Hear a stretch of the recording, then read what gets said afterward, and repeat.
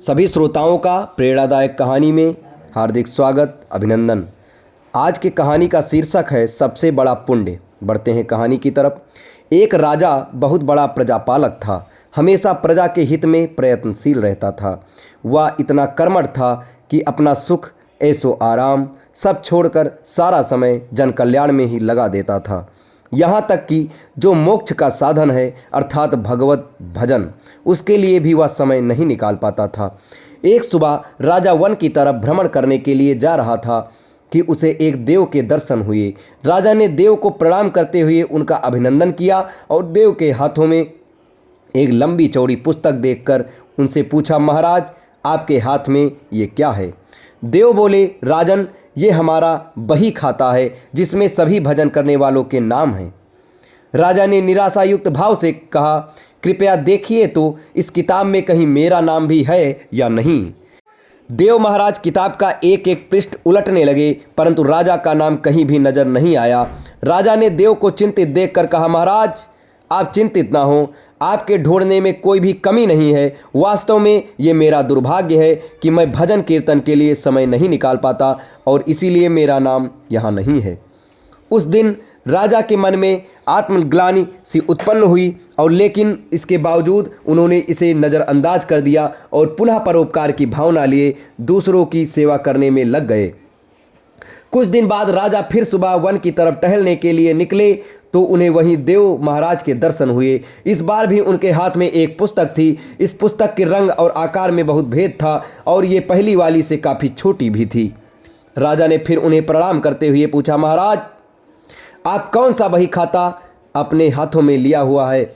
देव ने कहा, राजन आज के बही खाते में उन लोगों का नाम लिखा है जो ईश्वर को सबसे अधिक प्रिय हैं। राजा ने कहा, कितने भाग्यशाली होंगे वे लोग, निश्चय ही वे दिन रात भगवान के भजन में लीन रहते होंगे। क्या इस पुस्तक में कोई मेरे राज्य का भी नागरिक है? देव महाराज ने बही खाता खोला और ये क्या, पहले पन्ने पर पहला नाम राजा का ही था। राजा ने आश्चर्यचकित होकर पूछा, महाराज मेरा नाम इसमें कैसे लिखा हुआ है? मैं तो मंदिर भी कभी कभार ही जाता हूँ।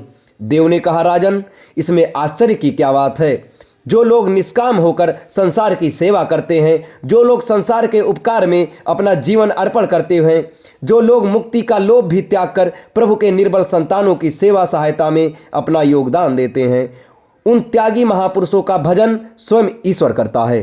हे राजन तू मत पछता कि तू पूजा पाठ नहीं करता, लोगों की सेवा कर, तू असल में भगवान की ही पूजा करता है। परोपकार और निस्वार्थ लोक सेवा किसी भी उपासना से बढ़कर है। देव ने वेदों का उदाहरण देते हुए कहा, कुनुर्नेवेह कर्माणि जिजीविषेक्षणं समाह एवान्त्वाप नान्यतो अस्ति व कर्म लिप्यते नरे। अर्थात कर्म करते हुए 100 वर्ष जीने की इच्छा करो तो कर्म बंधन में लिप्त हो जाओगे। राजन भगवान दीन दयालु है, उन्हें खुशामद नहीं भाती बल्कि आचरण भाता है। सच्ची भक्ति तो यही है कि परोपकार करो, दीन दुखियों का हित साधन करो। अनाथ विधवा किसान व निर्धन आज अत्याचारियों से सताए जाते हैं, इनकी यथाशक्ति सहायता और सेवा करो और यही परम भक्ति है।